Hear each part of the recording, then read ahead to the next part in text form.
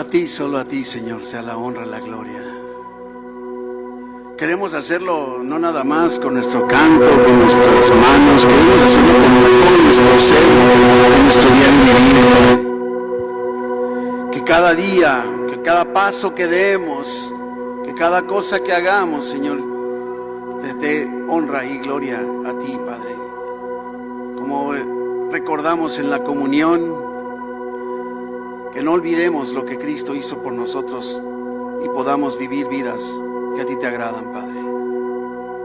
Gracias por esta tarde en la que podemos reunirnos como familia, como iglesia, para estudiar tu palabra. Queremos, Espíritu Santo, que tú nos hables en esta tarde como tú y solo tú sabes hacerlo. Tú eres ese Paracletos divino que viene a nuestro lado para enseñarnos, para aconsejarnos, para redarguirnos, para defendernos. Y así, Señor, sometidos bajo tu autoridad y la autoridad de tu palabra, nos ponemos como corazones dispuestos, suelo fértil para la semilla de tu palabra, mi Dios, y te damos gracias en el nombre de Jesús. Amén. Antes de que se siente, abra su Biblia en Romanos capítulo 12, versículo 1, Romanos 12, 1. Así que, hermanos, os ruego por las misericordias de Dios que presentéis vuestros cuerpos en sacrificio vivo, santo, agradable a Dios, que es vuestro culto racional. ¿Listos? Puede tomar su lugar. La verdad es que es bien importante que podamos estar continuamente viendo cuál es la condición en la que nos encontramos, cuál es la condición del ser humano, cuál es la condición de la iglesia. Es tan necesario que hagamos siempre un reconocimiento para que podamos avanzar, podamos ir creciendo, podamos ir madurando, podamos ir siendo transformados en todo momento. Y estoy seguro, estoy convencido que en ningún otro momento en la historia de la iglesia, a lo largo de los años, en el siglo XXI, este siglo XXI, ha habido una necesidad tan urgente y tan vital de la santidad cristiana como lo ha habido en otras épocas. Es urgente, se hace necesario, y creo que está habiendo un mover de Dios, del Espíritu Santo, tocando, no sé, la vida de los líderes, de los pastores a lo largo de nuestro país, en donde están llegando a darse cuenta que precisamente es lo que hace falta: santidad, santidad, santidad. Pocas veces se habla de pecado, pocas veces se habla de santidad, y nos concentramos en el lado parcial o a la mitad de todo lo que Dios hace y todo lo que Dios es y todo lo que Dios requiere. Y es triste, pero escuchamos día con día escándalos, noticias, no sé, difamatorias, ya sea financieras, sexuales o relacionadas con el abuso espiritual o la intimidación, precisamente en el pueblo de Dios. Qué triste, la verdad que entristece, y no, porque no me estoy refiriendo a los artistas o la farándula, la verdad me estoy refiriendo en el medio de las iglesias, la iglesia cristiana, y tenemos que estar cuidando, como lo anunciamos el domingo pasado. Tenemos que estar cuidando, tenemos que hacer algo al respecto. No podemos solo estar señalando la problemática. ¿Conoce personas que solo están señalando el problema? ¿Sí? Es esto, ya viste esto, y hasta que la presidenta, que no sé qué tanto, y que el presidente municipal, y que aquí, que allá, y que mira que aquí, que el pastor, y nos la pasamos. Miren, yo te voy a decir una cosa: no hacen falta señaladores o identificadores de problemas, hacen falta solucionadores, y la solución comienza con uno. Es más, cuando hemos hablado de avivamiento, el avivamiento que la iglesia necesita comienza contigo y conmigo, en lo individual. Tiene que comenzar con nosotros antes que otra cosa, y tenemos en este sentido, en lo que estamos encontrando alrededor, hacer algo al respecto. Un retorno, un regreso a la búsqueda de la santidad y la obediencia de la palabra de Dios. Es hacia donde debemos dirigirnos. Para usar las palabras de Romanos 12, versículos 1 y 2, ya es hora de que cada uno de nosotros presentemos una vez más nuestro cuerpo como sacrificio vivo, santo y aceptable a Dios. Ya es necesario. Y es hora de que todos dejemos de conformarnos, dejarnos moldear a la moda, a la mentalidad y el comportamiento de este mundo. Y más bien que seamos transformados por la renovación de nuestras mentes. En una palabra, ya es hora de vivir en santidad. ¿No lo cree? Creo que es necesario que lleguemos a ese punto. No es que estemos viendo la santidad del pastor, la santidad, mi propia santidad, nuestra propia santidad. Y vamos a estudiar lo que nos enseña nuestro pasaje de hoy. Lo acabamos de leer, Romanos 12:1. Así que, sí, hermanos, os ruego por las misericordias de Dios que presentéis vuestros cuerpos en sacrificio vivo, santo, agradable a Dios, que es vuestro culto racional. Ahora, ¿cómo inicia este pasaje? Es bien importante desmenuzarlo, encontrar palabras claves. Y lo primero que encontramos es que, si ustedes se fijan, dice, así que hermanos. ¿Qué nos dice hermanos? Cuando Pablo dice, así que hermanos, ¿a qué se refiere? Que nos está hablando a nosotros, le está hablando a la iglesia, está hablando a cristianos. No está hablando así al mundo en general. Así que hermanos. Es lo que está haciendo Pablo, ¿no? Es lo que tenemos que determinar, nos está hablando a ti y a mí.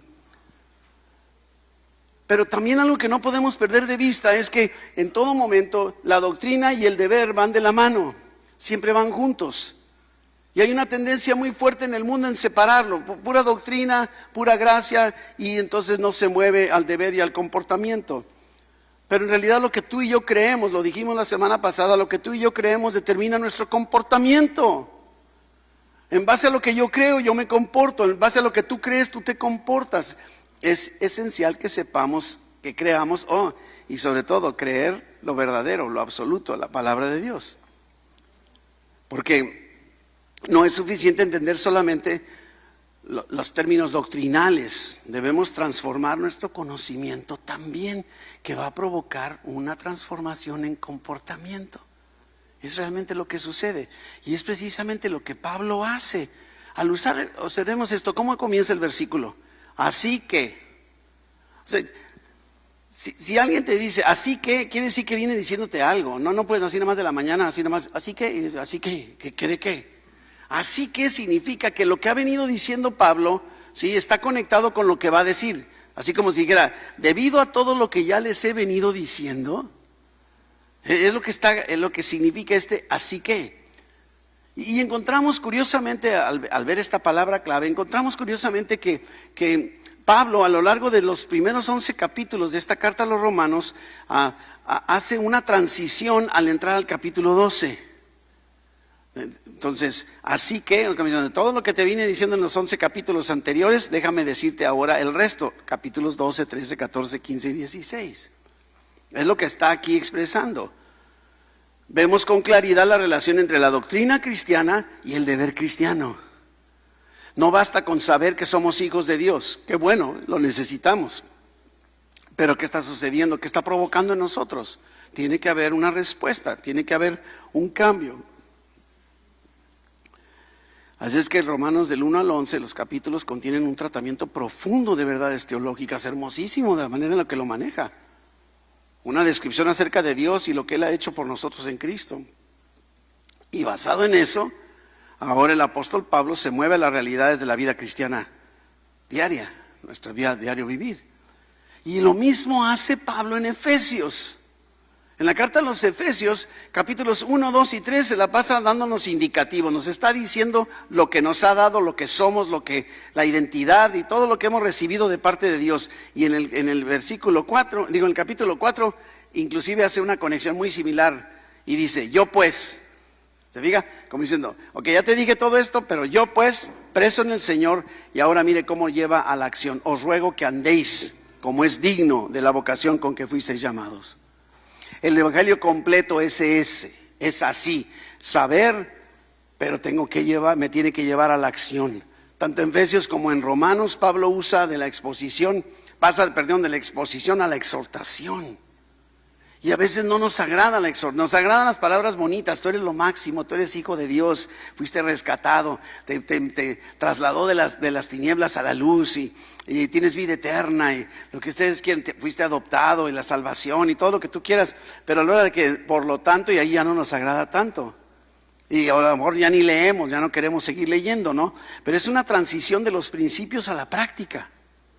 Ese es el evangelio completo, del principios a la práctica, de la doctrina a lo que debemos hacer, de lo que creemos a lo que debemos, a cómo debemos comportarnos. Necesita darse, esa es la transformación y esa es la renovación a la cual nos estaremos refiriendo todo el año. Pablo declara primero los hechos, las buenas nuevas del evangelio, lo que Dios nos ha dado, y luego lanza sus imperativos. No son sugerencias, son imperativos, exhortaciones a responder. El llamado a vivir ahora de una manera que sea coherente con la verdad del evangelio. Esto es lo que Dios quiere mostrarnos el día de hoy con este tema. Ahora podemos decir, ¿por qué no al revés? Mejor me porto bien para que entonces, ¿verdad? Para que Dios me dé. Y eso lógicamente, digo, ¿por qué no primero el deber y luego la doctrina? Simple y sencillamente porque todo comportamiento, toda actividad humana se hace por una razón. Necesitamos saber por qué hacemos las cosas. Siempre hay un motivo para lo que hacemos. Algunos viven, no sé, deseando ser reconocidos, famosos, otros proyectar una imagen de superioridad moral. Y estamos sujetos a eso. Veíamos ahorita en la clase de escuela dominical en Lucas 18, como precisamente el fariseo y el publicano, ¿no? ¿Y qué dice el fariseo en esa parábola? Gracias Dios porque no soy como este pobre diablo que está aquí abajo, pecador, porque yo no soy pecador, yo diezmo, yo oro, yo vengo a la iglesia todos los domingos. Ese es el problema. Ese es el problema con la naturaleza nuestra, la naturaleza humana. Y la obediencia en las Escrituras siempre está motivada por la realidad del evangelio.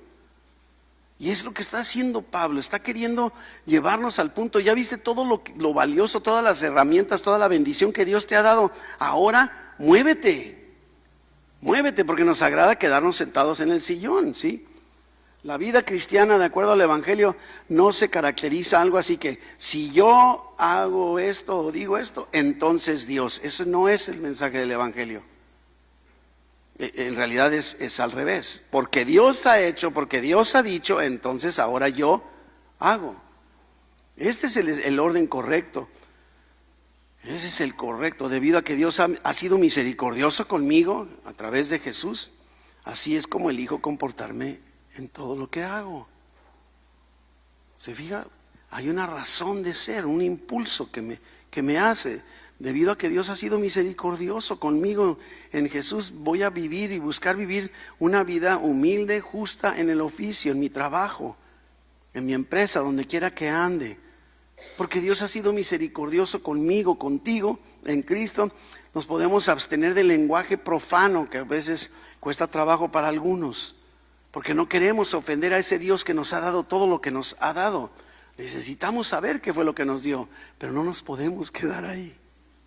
En pocas palabras, todo lo que haces, dices y piensas se basa en algo. Y en este caso, la misericordia de Dios, como se nos muestra en Jesucristo. Es lo que está haciendo Pablo, inspirado lógicamente por el Espíritu Santo. Sabe por dónde, ¿no? Y si alguna vez buscamos obedecer, no sé, los mandamientos que siguen en Romanos 12, todos los capítulos del 12 al 16, sin conocer quiénes somos, lógicamente estamos empezando al revés. Y lo más seguro es que vamos a fracasar. ¿Cuántas veces has dicho, ya no voy a seguir haciendo esto? Ya no voy a seguir haciendo esto otro, diciendo esto otro. Y al primero acabas. ¿Por qué? Porque no hay una razón. No le encuentras. Aunque la hay, tú no la has apropiado, no la has descubierto. Y este es lo que está queriéndonos mostrar el apóstol Pablo. Y entonces, ¿qué dice? Os ruego. Fíjese que rogar... La palabra tal cual, pues la decimos, ¿quién sabe qué significa os ruego? Pues todo el mundo sabemos qué es rogar, ¿no? Pero me llama mucho la atención porque sí es una llamada autoritaria, imperativa de Pablo, pero también hay una ternura en su súplica. Estaba viendo que la palabra os ruego es una palabra del griego parakaleo.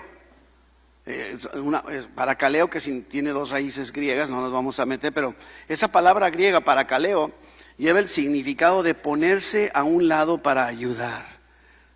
Eso es lo que significa, no nada más es te ruego, sino te ruego y camino contigo rogándote. ¿Se fija?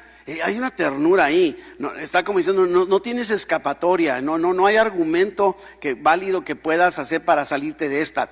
Te ruego y yo voy caminando contigo rogándote. Y eso es lo que hace el Espíritu Santo. Por eso Jesucristo identifica al Espíritu Santo como el Paracletos divino, que son las mismas raíces de la palabra. Es justo lo que está pasando, ¿no? Significa, os ruego, llamar, cerca, instar, suplicar. Pero entonces Pablo está hablando como un consejero, pero su consejo tiene al mismo tiempo todo el peso de su autoridad apostólica. Y ofrece en ese ruego caminar, porque te voy a decir, pues, ándale, te lo ruego. Te pido, por favor, pórtate bien, bye, ¿no? No, o sea, va caminando contigo. ¿Se fija? Este es un estilo mucho del apóstol Pablo. Reconoce su autoridad apostólica, pero no deja de ser tierno con sus expresiones y sus comentarios. Y luego que dice, por las misericordias de Dios. Por las misericordias de Dios. Esas son la motivación para la obediencia cristiana. Y esas misericordias a las que Pablo se refiere son las mismas que expuso en los primeros 11 capítulos. Después de describir la condición humana de una depravación total en los capítulos 1 y 2, comienza a mostrarnos todo aquello que hemos recibido por las misericordias de Dios. Ahora, misericordias, qué bueno que no dice una. Misericordias, hay muchas maneras, en formas de expresar misericordia, y Dios es experto en eso.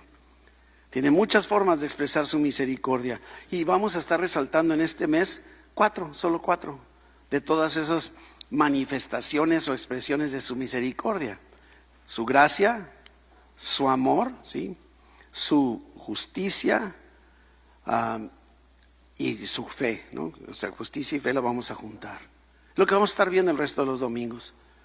Entonces, ¿hay alguna diferencia entre la gracia de Dios y su misericordia? Oh, sí, claro que sí.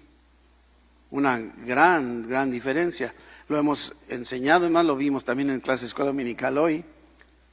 La gracia es un favor inmerecido, pero es que Dios me da algo que yo no merezco. Tú y yo no merecemos la salvación. Eso es gracia, es por gracia, es favor inmerecido, yo no lo merezco. Misericordia es que no me dé lo que sí merezco. Dice con claridad Romanos, ¿verdad? Que por cuanto todos pecaron están destituidos y la paga del pecado es muerte.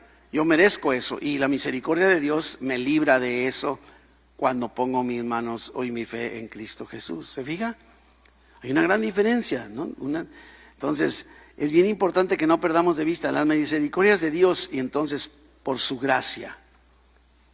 Vamos hablando un poco de esto, su amor por los pecadores que merecen el infierno o que merecemos el infierno. Su justificación de aquellos que por su poder pusimos nuestra fe en Cristo. Esa es su gracia, su llamado, un llamado a permanecer con Él. Nos adopta como sus hijos, inclusive el poder experimentar la presencia del Todopoderoso en nuestras vidas. Eso es gracia, porque no lo merecemos. No lo merecemos. ¿Cómo no entonces voy a cambiar mi comportamiento? ¿Cómo no? Ese es el énfasis o la estructura o la estrategia que el apóstol Pablo está manejando. Lo que quiero que te lleves en esta tarde a casa profundamente en tu corazón, tu alma, tu mente y tus afectos es la magnitud, el tamaño de la misericordia de Dios sobre tu vida. ¿Te has puesto a pensar? ¿Has reflexionado, nada menos el día de hoy, cómo se ha manifestado la gracia como parte de la misericordia de Dios en tu vida? ¿Lo has pensado? Y lo hemos dicho muchas veces, ¿por qué estás aquí? ¿No? ¿Por qué estás aquí? Damos por sentado, pues, pero de alguna manera, ¿no? ¿Qué diferencia hay? ¿Cuál debería ser nuestra respuesta? ¿Cómo sería tu vida, mi vida, a la luz de la misericordia salvadora y de gracia de Dios? Qué bueno que me lo preguntas. Y entonces nos dice, resto del versículo, presentéis vuestros cuerpos en sacrificio vivo, santo, agradable a Dios, que es vuestro culto racional. Ahora, sacrificio vivo parece una paradoja, una contradicción, porque en el concepto del Antiguo Testamento un sacrificio implicaba muerte. Entonces, ¿cómo que sacrificio vivo? Muerto pero vivo, porque es lo que está realmente, ¿no? De alguna manera, ¿no? El verbo sacrificar en el Antiguo Testamento significaba matar. No es nada más me sacrifico por alguien, no, era la muerte. Desde el Antiguo Testamento, cuando Dios instituyó el formato de culto que involucraba, no sé, el sacrificio de animales, implicaba la muerte de uno de esos animales. Implicaba eso. Un animal tenía que morir. Sin derramamiento de sangre no hay redención. Es lo que nos dice la Biblia, ¿sí? No hay remisión de pecados. Tiene que haberlo. Entonces, si el sacrificio implica muerte, ¿cómo es que entonces habla de un sacrificio vivo? O matas o no matas. Sacrificio o no sacrificio. O tienes sacrificio que implica muerte, o tienes vida que es la ausencia de un sacrificio.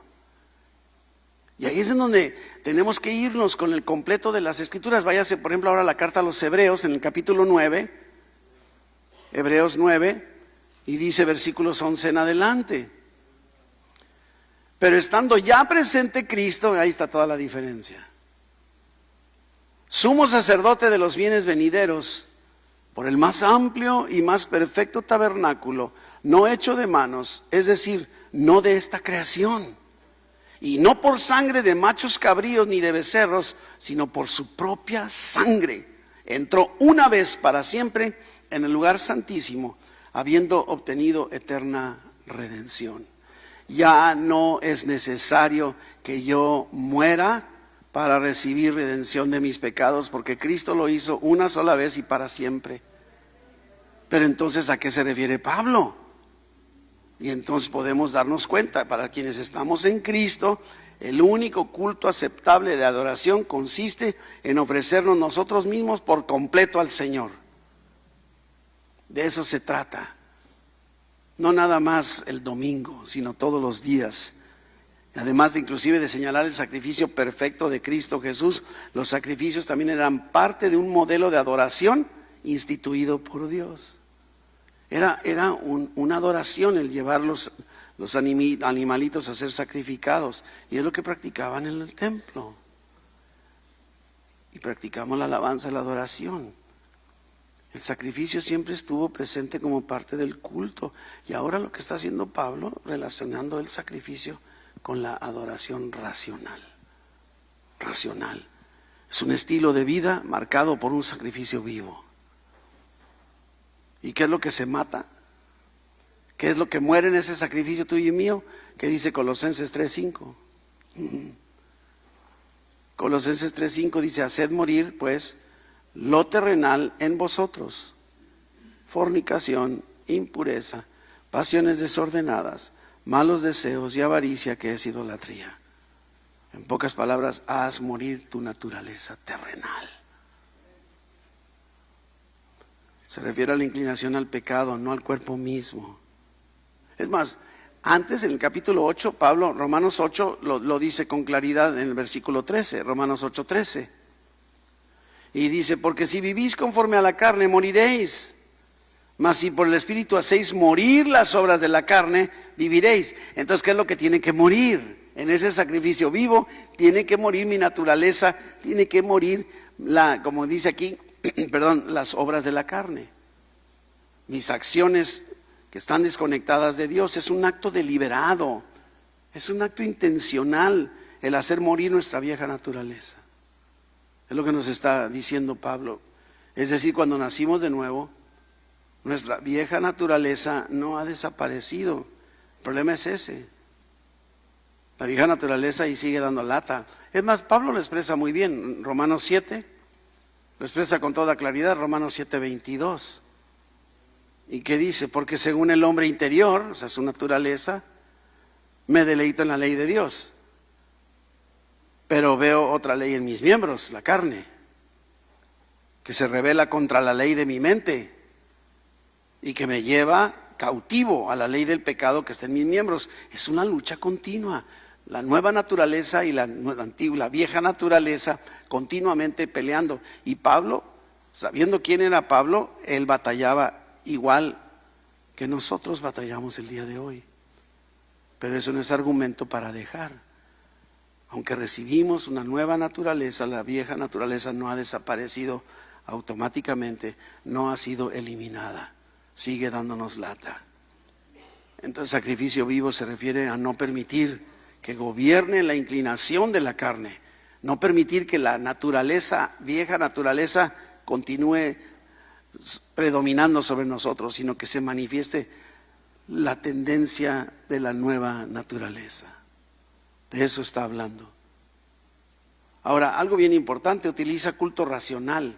Algunos dicen, tiene que ser razonado. No, ¿sabe qué? Se refiere a la palabra racional está más bien refiriéndose a lo lógico. O sea, debido a las misericordias de Dios, ¿cómo no? O sea, es lógico, ¿no? Porque eso es a la luz de todas las riquezas espirituales que disfrutamos y que nos describió en los 11 capítulos anteriores, ¿sí? Que experimentamos como creyentes, como fruto de las misericordias abundantes de Dios, ¿sí? Entonces somos impulsados.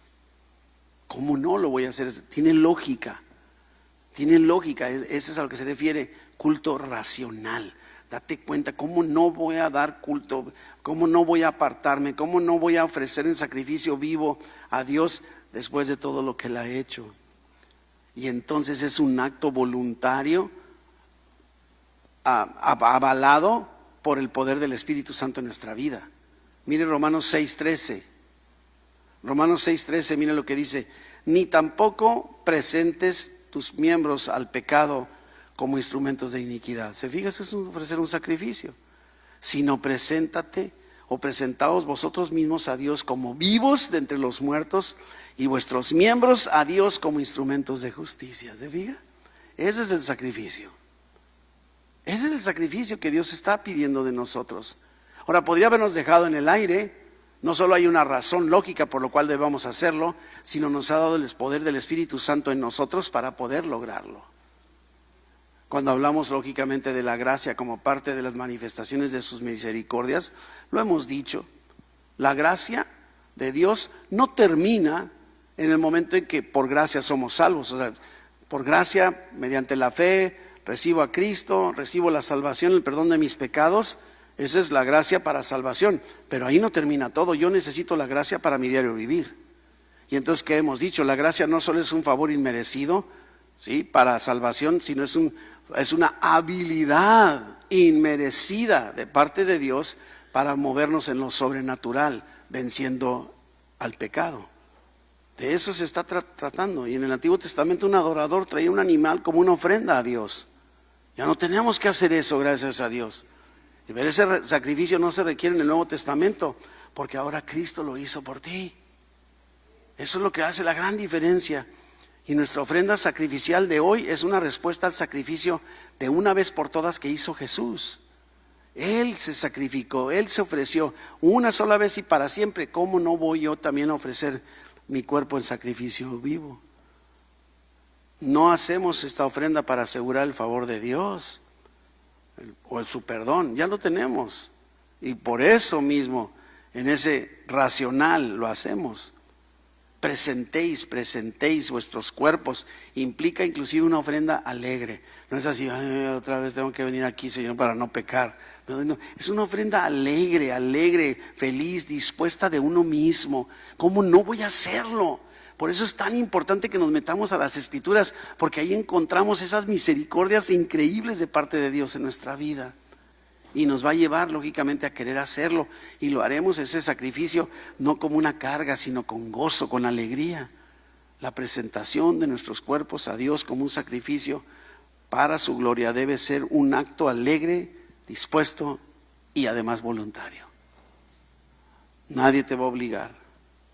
Ahora, curiosamente que habla de cuerpos, que presentéis vuestros cuerpos.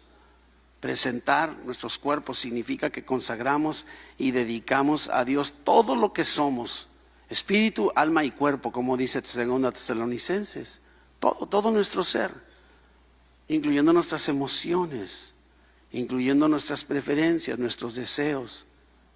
Y miren lo que dice también Pablo, 1 Corintios 6:19.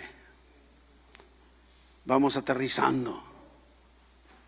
1 Corintios 6:19. ¿O ignoráis que vuestro cuerpo es templo del Espíritu Santo, el cual está en vosotros, el cual tenéis de Dios, y que no sois vuestros? Porque habéis sido comprados por precio. Glorificad pues a Dios en vuestro cuerpo y en vuestro espíritu, los cuales, ¿de quién son? De Dios. Al final de cuentas dice, presenta tu cuerpo, que por cierto es mío. Pagué un precio. Y Dios vaya que pagó un precio por nosotros, por nuestro cuerpo. De eso se trata. No de un legalismo, no de ponerse a querer hacer cosas mientras no conozcamos lo que Dios ha hecho por nosotros. Es un culto racional. Y empiezo como sabiendo qué es lo que Dios ha hecho por mí.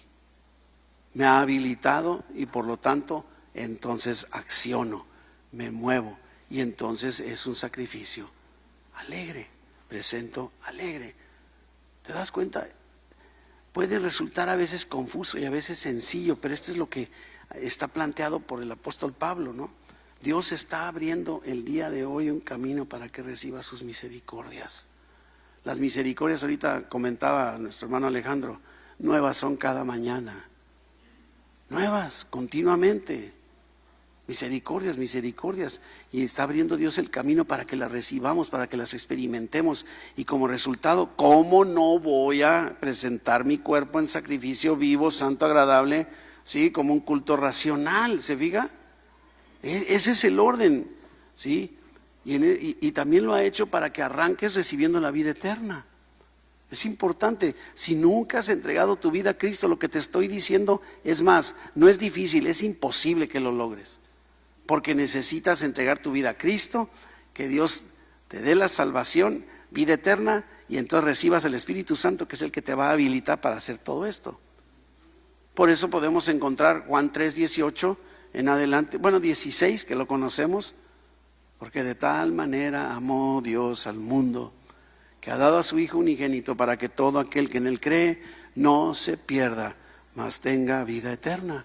Pero el versículo 17, porque no envió Dios a su Hijo al mundo para condenar al mundo, sino para que el mundo sea salvo por él.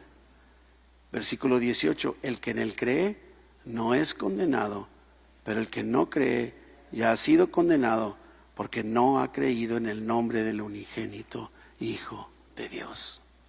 Así de fácil, de claro más que fácil. Y si nunca has entregado tu vida a Cristo, no dejes pasar un día más, un momento, un instante más, sin tomar la decisión de pedir que Dios venga a tu vida y comience a hacer la transformación. Este es tu momento, por ahí se comienza. Si nunca has entregado tu vida a Cristo, te diría, ¿por qué no lo haces hoy? Y cada domingo ofrecemos esta oportunidad de que digas, quiero dar ese paso de fe. Sabemos que es el inicio de un caminar con Dios. Pero si nunca has entregado tu vida a Cristo y quieres hacerlo por primera vez el día de hoy, yo te invito, como siempre, levanta tu mano. Solo queremos orar por ti. Queremos que des este paso importante en tu caminar con Cristo y entonces sí puedas ir experimentando todas las misericordias de Dios en tu vida. Y que no te vayas de aquí, de este lugar, sin dar este paso. Te puedes acercar a cualquiera de nosotros, de los líderes también, para poder platicar con esto, ¿sí? Y nosotros como iglesia, ¿qué viene a tu mente cuando hablamos de las misericordias de Dios? ¿A qué te impulsa? No será con aquello que estés batallando el día de hoy en algún hábito, algún vicio que no has podido dejar, grandote, chiquito, pequeño, como lo quieras, y que estés batallando. ¿No será que te hace falta considerar con mayor detalle las misericordias de Dios sobre tu vida? La gracia de Dios para salvación y para habilitarte en tu diario caminar. Lo hemos dicho, ya no puedes decir no puedo. Si estás en el poder de Dios, la única respuesta nuestra sería no quiero. Porque poder es como decirle, Espíritu Santo, tú con mi problema no puedes. Y eso lógicamente sabemos que no es verdadero. No quieres, si quieres, pero esa gracia ha sido derramada sobre nosotros para poder vivir como Dios le agrada. Y te preguntaría, ¿estás dispuesto a ofrecer todo lo que eres, ofrecérselo a Dios como un acto de adoración? Cierra tus ojos, cierra tus ojos.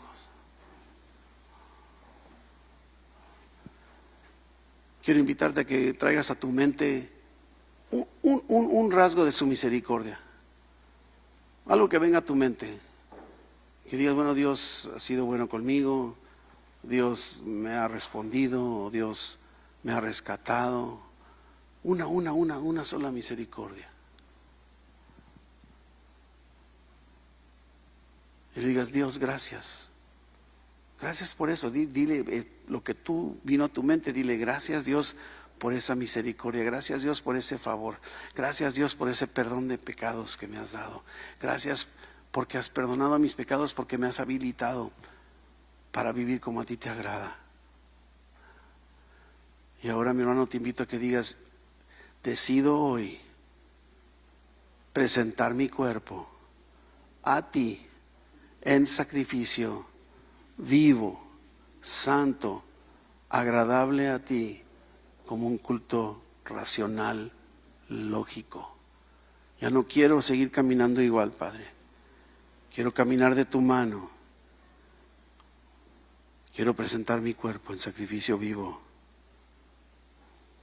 en todo momento. Y te doy gracias en el nombre de Jesús. Amén. Amén. Dios les bendiga.